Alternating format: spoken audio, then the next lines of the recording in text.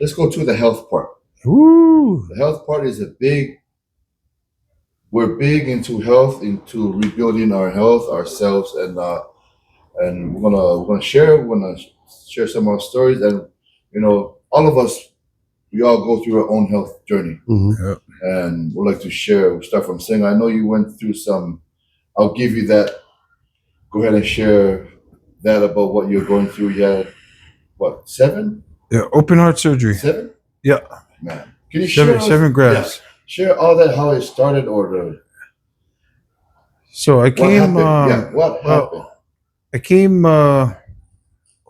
in August, May, June, July. So I came in July to my cousin's funeral, and I went back home and I coached my nephew's football. After that was done, I went Sunday, laid in bed, and I just couldn't lay down. I couldn't lay back without coughing. I couldn't really sleep, and so my wife finally said, "I think you should get up and go to the hospital." So I ended up going to the hospital. I went to Instacare. Instacare said, "We cannot do anything for you here. You got to go ER." Went to ER. They said, "We cannot do anything for you here. You got to go get checked into a room." So within 20 minutes, I'm already going from laying in my daughter's room to to uh, to a admitted room. And so from there was like maybe 48 hours of testing. Got everything done. Then finally, the doctor came in and said, "We need to do emergency open heart surgery." So here's the crazy thing: is he told me, "You've been having heart attacks." I didn't know, because to me a heart attack is grab your chest, scream, fall to the ground, right? Like that's our knowledge of Hollywood, what, like Hollywood. And so then he said something that was very, very profound and kind of caught me off guard too, because it's a super medical, but it's so basic. He says if you're diabetic, it masks your heart attacks. So you just that alone, if you're listening to this, just stop and think about that. If you have diabetes, it kills your nerve endings. That's why people's toes cannot feel, hands cannot feel. You can step on a nail on the construction site. You're not going to know you have the nail until you go home and the thing is, it's messed up. Yeah. So you can kick something, you can do whatever, you're not going to feel it. Same thing with the nerve endings around any nerve, your fingers, your eyes. So when he's a diabetic, he's he blind. He can't even drive when he goes, well, what do you think? That's All of it. All of it. Diabetes lives, it finally gets to your head, then it turns into a stroke. Heart attack turns into a stroke. If you're driving, Lord have mercy. See what I'm saying? You're never gonna know because it kills your nerve endings. Everything around your heart has nerve endings. So when the thing is trying to pump, you're having a heart attack, you can't, it masks the pain. Which is, if you think about it now, that's some scary shit. So they couldn't answer how many heart attacks or when or how far apart. And so when the damage was already done, it was just from years of not eating right, not exercising, not whatever. And so we went in, and it was Sunday. By Wednesday, we're already going. Wednesday morning, we're going in to have open heart surgery. 7:00 in the morning, went in. The doctor was like, "Oh, you'll be good. Be 4 hours. We'll get a couple of them done, and we should be good." That's funny because before he walked out of the room after he told us the bad news or the news, I told him, that I have one promise I made to my daughter. She just turned 8, that I was going to baptize her. He stopped for a second and he looked at me and he gave me kind of like a weird look, and he nodded his head and then he walked out of the room. That's the last time I've seen him. As we get rolled into surgery, he opens, he does his thing. Come to find out, instead of a couple of bypasses, they needed to do 7 bypasses, Wow. which is unheard of. And the lucky A number. lot of people do 5. A lot of people do 4. Quadruple. Yeah. You hear it before. Yeah. A single bypass, double, triple bypass, quadruple. Try almost a double quadruple. See what I'm saying? So that procedure took, I think, 8 hours, little over 8 hours. So he was thinking, a couple hours, we're out, move you over to ICU and you should be good. So when it happened like that, I truly feel it was the last statement I said to him resonated. Mm. I didn't know who he was from anybody else. Come to find out, he was in Area 70 over my Dang. stake. Wow. We don't need to say names, but come to find out, this Palangi man was the area. The Lord works in mysterious ways, right? Yeah, yes, definitely. So I'm not saying that what I said to him was, but when he understood the assignment, he went and stayed double time in there. He's there. He's on the operating table. Let's take it and finish. So that was a blessing. And after it was done, we got taken care of, and we moved over to a regular room. Started walking right away. He'd come and visit me, and he'd see me walking around, and he would trip out that how fast I would get up and move around and want to get better. Yeah. And so it's just funny how it all worked out that, who he became. And I didn't know that he was over there, Wow. And so when that happened, it just was, but I love this man so much, and he doesn't even know it because I've never seen him again since the first meeting before the surgery. So he's around somewhere, obviously, because he's over our stake and whatnot. But it's a beautiful thing that the Lord puts certain people in your path, and you can either accept them for what they are, or you can create what you believe about them, and kind of go from there. But that was the changing point in all of this. It allowed me to get a second chance in life. The reason why we're here in Hawaii is because the first time around we were supposed to come in November. They didn't allow us. They didn't allow me to fly yet. The moment they allowed me to fly, that same day I went home and booked our tickets, hotel, everything, just to say, you know what? And the reason why I tie this in is earlier we talked about trauma. We talked about who is going through the trauma with you. This wasn't about me. Okay, it was me that went through the pain, so to speak. Yeah. But when you talk about the emotional side and stuff like that, it wasn't just me. So that's why when I shared that earlier, it's like, when I say I speak from experience, it's true. And the way you treat the people around you is really how much you care and love them. And there was times where that was shaky for me. It was like, Frick, man, why you getting all mad for? I'm the one that went through the search. You know what I mean? And that's the part that I wish that our Polynesian men would be able to humble themselves enough to say, yo, it's your wife behind closed doors. Even more, you should be able to be vulnerable to him. Mm-hmm. I can see out in public, like, look, I'm the boss. I'm the, you know what I mean? Like, we play that role to a T. But have we ever done the opposite of say, man, have I ever validated her? Have I ever listened to her? Some of the Polynesians don't even know how to validate.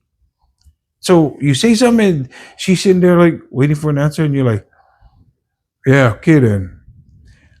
Number one, not validating. But we don't know how. So when this whole thing happened, it became the blessing that I needed. Because before, I should have been dead 5 months ago. You know what I'm saying? So for me to be here, do our camp, visit family, and be here for this podcast it's crazy. It's crazy. God's plan. It's not mine. I just went through it, and I had a great team to go through it with me. If I didn't have the team, who knows where I'd be? And so at the end of the day, it's, having something traumatic like this happen to me, I had to appreciate the little people. I say little people because you don't look at them until you need to look at them. You don't lean on them until you need to lean on them. And so I almost appreciate this thing happened to me, but I also appreciate the Lord putting this man in my place to knock the surgery out and want to get it done. So yeah, no, man. No. In a nutshell, yeah. Question. And if Yeah. you have a question, shoot it to him. When you're on the table, Yeah. was there any fear that came upon you, like you're going into? No, this is nuts. Bubblegum stuff. It's Yeah. opening your heart. Yeah, yeah, And the request you say, I want to baptize my daughter. yeah. Was there any fear in you of saying, I know we spoke way back about this, like doubt, man, I'm gonna get through this. Yeah. The scare, the all that come through. Is there any thoughts come in your head that you might not come out of this? Oh yeah, yeah. That was one of the questions I asked the surgeon is what's the percentage of people not coming off the table? And he gave us a number. There was a percentage that people just don't make it. Now that's complications, that's different things. But when you go through a open heart surgery, you are pretty much dead for that whole time. You know what I'm saying? So they take your heart and they put it on a machine.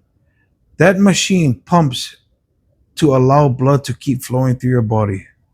So you listen to what I'm saying. Yeah. Trust me, the heart needs to come out. They So they take the heart out of your they chest remove it so they can and they put it on fix the table. because some of it is on the backside of the heart. Oh. So when you cut it open, the sternum, which is the rib cage, they gotta break that. Yeah. There's no other way to do it. So you get your sternum, all of this broken. They also just slice right here. So the nerves that are in here, it's kind of like having a C-section if I ever had a C-section. You know what I'm saying? It's all of this is cut, is broken open, and then they tie it back with zip tie of all things. Zip tie. I can't make this up. Zip ties and aluminum that doesn't Wiring? rust Yeah, yeah, inside. It's crazy. The way science is and the way medical advancements are, you wonder, man, that's the only thing you can come up with, but that's what's been working, and I love that these guys do it on a daily basis because that's just what they do.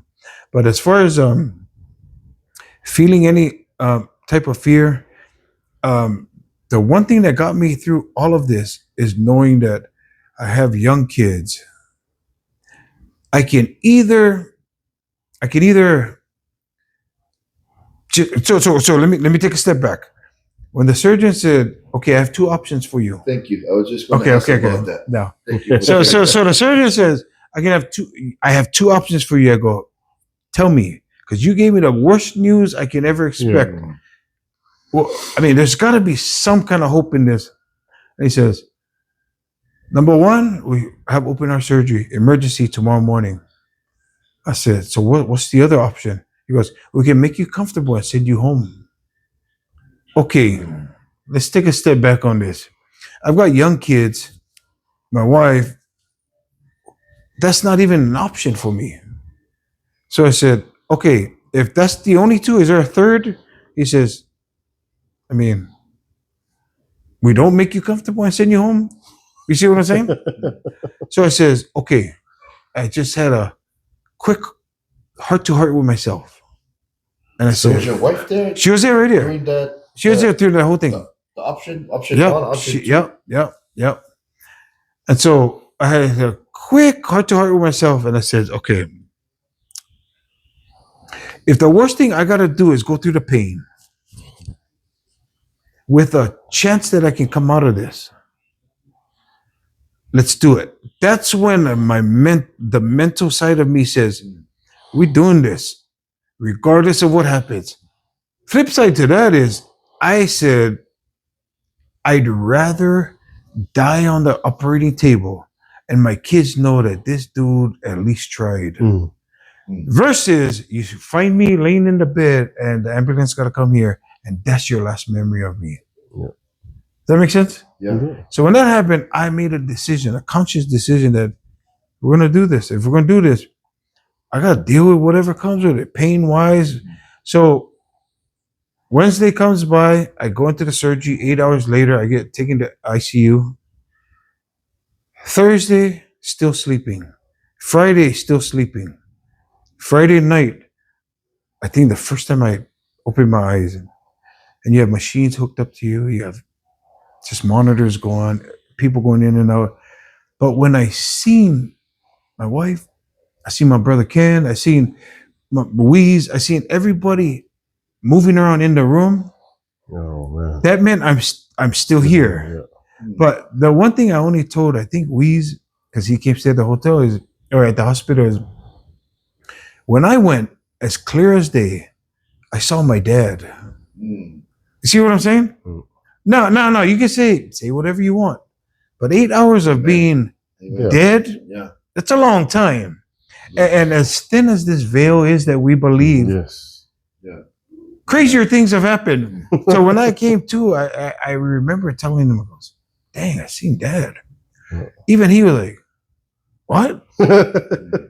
Because it's like, Yeah. what? But as clear as day, Yeah. I couldn't touch him, but I just knew. It was there. So what that did for me is the life after death stuff is more real than I've ever understood. No, so what that did for me is allowed me to say, okay, it's time to work on yourself, get to where you need to be. You know where you need to be. Yeah. And so that's exactly what happened. August, September, October, November, we baptized my daughter. You see, full circle how it came around. Yeah. I sent that picture to one of my friends. He's cousins with this surgeon. Oh. He shows him the picture. He looks at the picture. He goes, "Is that him?" He goes, Yeah. "Whoa, he looks great." He's walking around, Yeah. and he sees the baptismal font in the back. So he held up his end of the bargain. I held up mine. And at the end of this, we just keep moving because life's going to keep Yes. moving. Things are going to happen. But in that short amount of time, we honored what we both came to do. And so I thank him so much. And, if I do see him again, I'm going to hug him like it's crazy. You know what I mean? Because he went and did the work. And so on my end, we're doing the best we can with my wife to stay healthy, keep the weight off, keep exercising, keep doing things. So when people ask me, "Dang, you look good. How you do that?" It wasn't the heart surgery that you lose the weight from. It's your lifestyle after. Because a lot of people have the heart surgery. Then they still go McDonald's, grind like nothing happened. When they end up in the hospital again, you know who to point the finger at, and so on. It's a good experience, very good experience. And I almost think it was needed in my life because I kind of was one of those souls that are just cruising, you know what I mean? And you're, man, I think you hit on a spot, and I just want to give a shout out to your wife. Yeah. First, your wife, for knowing she was connected to God, 100%. To tell you, as stubborn as we are, Yeah. now we're good. Your wife was truly connected with God to say, hey, you got to go check yourself. And then being connected with that another angel who's doing your surgery, and more angels in there to be able to do all this work. Because we all know it doesn't just happen just like that, right? Especially this heart surgery. Did this make you, and you can jump into any time, did this make you more grateful of, I'm not saying you're not grateful, but grateful of your family, your wife? Did you look at it differently now coming out of this heart surgery? Because, your family's the one that lean and take care of you now. Yeah. When we used to go and do all that. Yeah. You look at it differently now? You know what I'm trying to get at? Yeah. And I think it's grateful is always there. Yeah. I think the word I'm looking for is more along the lines of I'm aware now. Aware to put the right people in the ladder, the right place of the ladder, right? So, I've always been grateful to some extent, but that grateful didn't turn into putting the right people where they needed to be in this ladder, right? Does that make sense? Yeah. So the grateful, yes, for sure. appreciative for sure, aware of what just happened and what needs to happen moving forward. So your priorities are adjusted big time. I think was there the priority got adjusted. Oh yeah, and that's why we go back to the question about who was where on this ladder.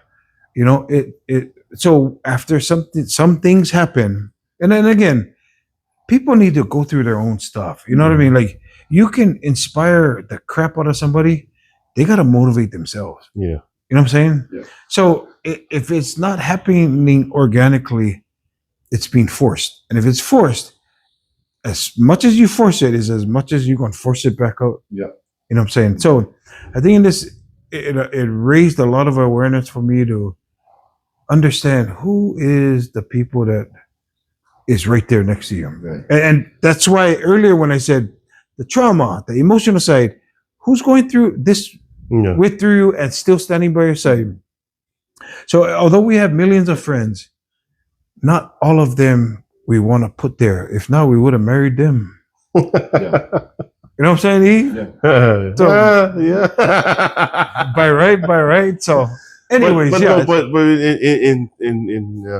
in line with what you also brought up through his story, like, you know, like, even as traumatic as it was, right?